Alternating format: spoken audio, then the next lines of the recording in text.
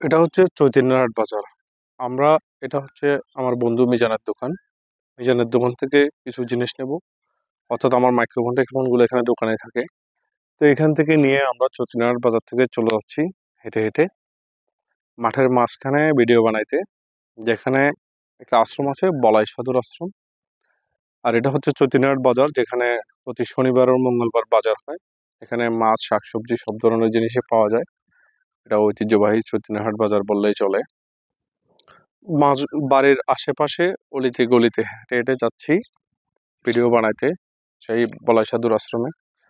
এটা হচ্ছে পাড়ার রাস্তা। এখানে আশ্রমটাতে রাস্তা দিয়ে যাওয়া যায়, রাস্তা দিয়ে গেলে অনেক দূরে হয়। সেই জন্য আমরা শর্টকাট নিয়ে এই রাস্তাটা ধরে মাঠে দিয়ে চলে যাব। এই রাস্তাটা একটু পরেই শেষ, যেখান থেকে আমাদের মাঠে দিয়ে হাঁটতে হবে। কিন্তু মিজান খুব আরাম করে হাঁটতেছে, হাতে পানির বোতল অ্যান্ড একটা টিন আছে, যেটা ওখানে গিয়ে বলাই সাধুর আশ্রমে একটা কল আছে, ওখানে লাগাবো আমরা।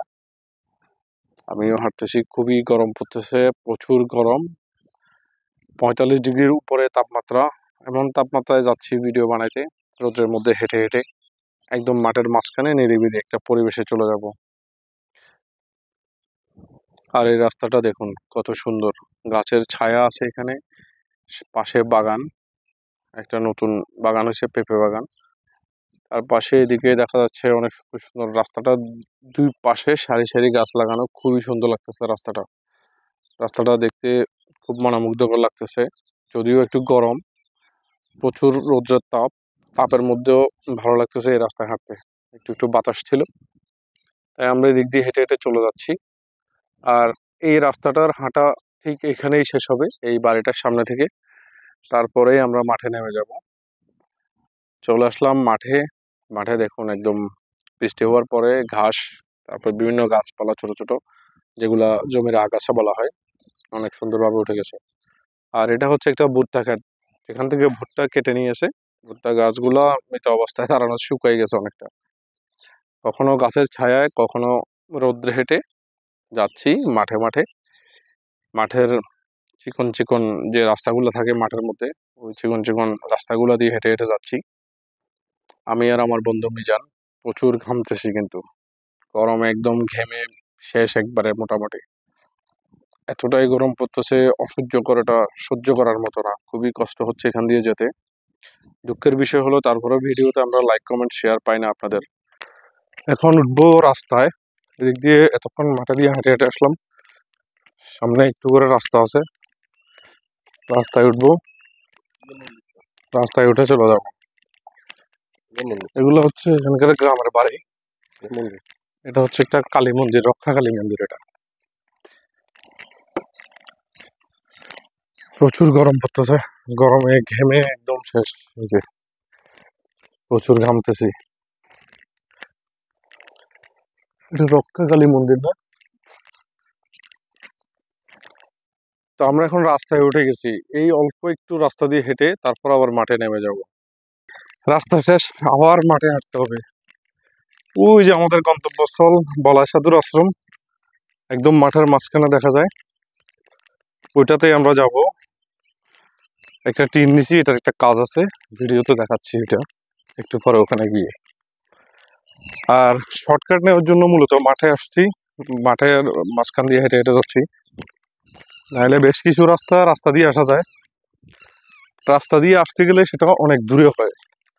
তো এই শর্টকাট নিয়ে চৈতন্যনাথ বাজার থেকে মাঠের ভিতর দিয়ে মানুষের বাড়ির চিপায় চাপায়, গলিতে গলিতে ঘুরে, কখনো রোদ কখনো বা গাছের ছায়ায় হেঁটে হেঁটে চলে যাচ্ছি বলাই সাধুর আশ্রমে ভিডিও বানাইতে।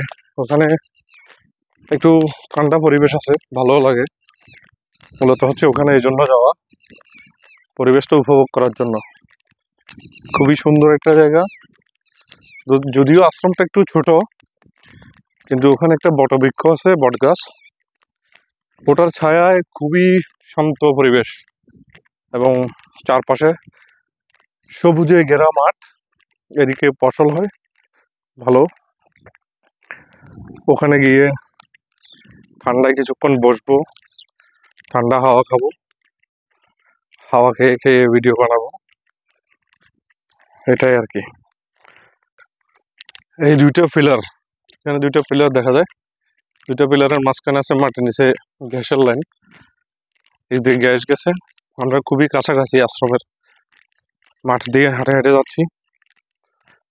প্রচুর গরম, তারপরেও কষ্ট হয়, ভিডিও বানাই, কিন্তু একটা কষ্ট লাগে, সেটা হচ্ছে যখন ফেসবুকে ভিডিও আপলোড দিই তখন আপনারা ভিডিওটা অনেকে দেখেন, দেখে ভিডিওটা শেয়ারও করেন না, লাইকও করেন না, তখন খুব কষ্ট লাগে। একটু ভিডিওতে লাইক কমেন্ট করবেন, তাইলে কি হয়, একটু উৎসাহ পাবো ভিডিও বানাইতে। এই যে মাঠে এত দূর হেঁটে আসলাম রোদের, এখন তাপমাত্রা গুগলে দেখলাম, ওয়েদারের যে সফটওয়্যারটা আছে ওইটাতে অলমোস্ট 45 ডিগ্রির উপরে আছে মনে হয় তাপমাত্রা। ফিল লাইক, যেটা লাইক ফিলস, ওইখানে 45 ডিগ্রির উপরে তাপমাত্রা আছে। মোটামুটি এত তাপমাত্রায় হাঁটা চলা খুবই কষ্টকর বাংলাদেশে, সেটা সবাই জানেন। তো ভিডিওটা লাইক কমেন্ট করে শেয়ার করে দিবেন, তাহলে ভিডিও বানাতে উৎসাহিত হবো।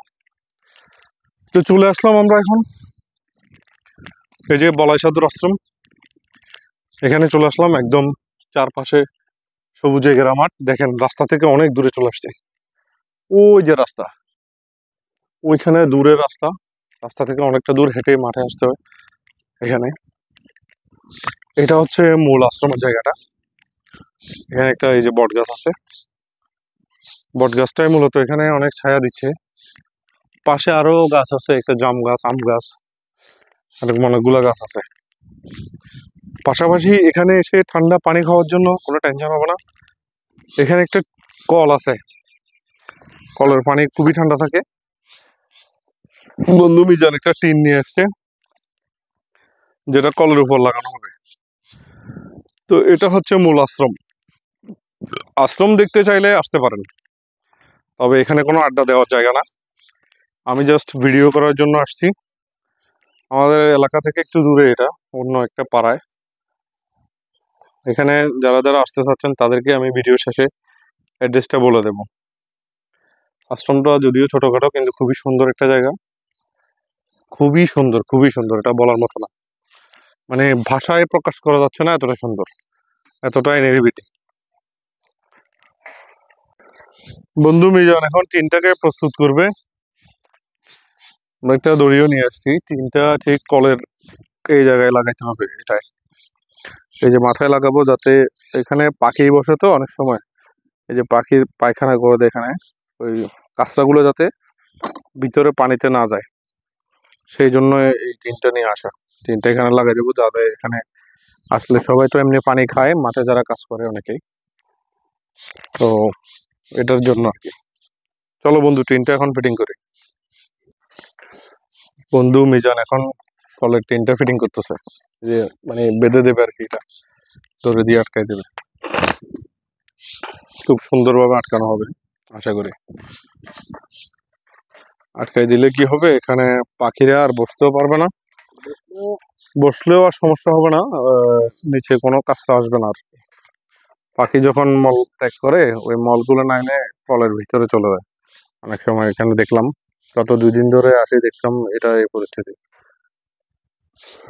ওইটা যাতে না হয় সেই জন্য একটা দড়ি দিয়ে আটকাই দেওয়া হচ্ছে একটা টিন, ছোট্ট একটা টিনকে এখানে লাগাই দিলে, যাতে পাখি উপরে বসলে ওদের মলগুলো যাতে পানি পর্যন্ত না যায়, এই জন্য।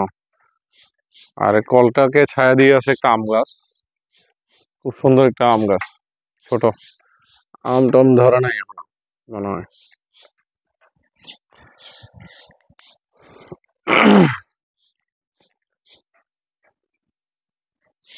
হয়ে গেছে, কল চাপ দাও, এখন দেখি কোনো সমস্যা করে কিনা।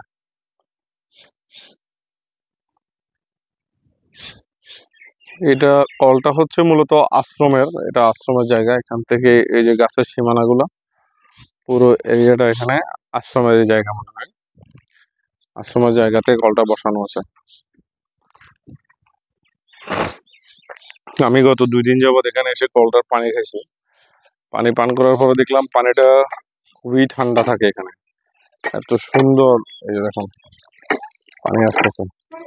টিনটা লাগানো শেষ, বন্ধু মিজান এখন টিনটা লাগাই ফেলছে খুব সুন্দরভাবে।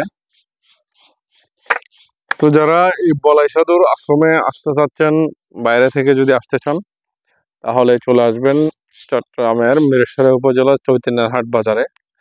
সেখান থেকে লোকজনকে জিজ্ঞেস করলে দেখিয়ে দেবে বলাই সাধুর আশ্রম, কারণ এই এলাকার মানুষ সবাই চেনে মোটামুটি বলাই সাধুর আশ্রমটা। জায়গাটা খুবই সুন্দর দেখুন। বিশেষ করে বর্ষাকালে মনে হয় আসতে একটু সমস্যা হবে, যেহেতু এদিকে জমি দিয়ে হেঁটে আসতে হয়। আশ্রমের পেছনের দিকে যে বাড়িগুলো আছে অনেক দূরে, ওই যে ওই বাড়িগুলোর ওই দিক থেকে একটা রাস্তা আছে, পাকা রাস্তা, ওখান থেকে হেঁটে আসতে হয়, যেটা আমরা মাঠে দিয়ে হেঁটে আসছি, ভিডিওতেই আছে দেখবেন, ঠিক ওইরকম। তো ধন্যবাদ সবাইকে। ভিডিওটা সবাই লাইক করে দিবেন, একটা কমেন্ট করবেন এবং ভিডিওটা অন্যদের সাথে শেয়ার করবেন। কারণ ভিডিও শেয়ার বা লাইক করে দিলে আমাদের একটু উৎসাহ পাওয়া যায়, আমরা একটু উৎসাহ পাই ভিডিও বানাইতে। তাহলে এরকম আরো ইন্টারেস্টিং সুন্দর সুন্দর জায়গা আছে, খুবই সুন্দর সুন্দর, যেগুলো আমি ভিডিওতে তুলে ধরবো আস্তে আস্তে।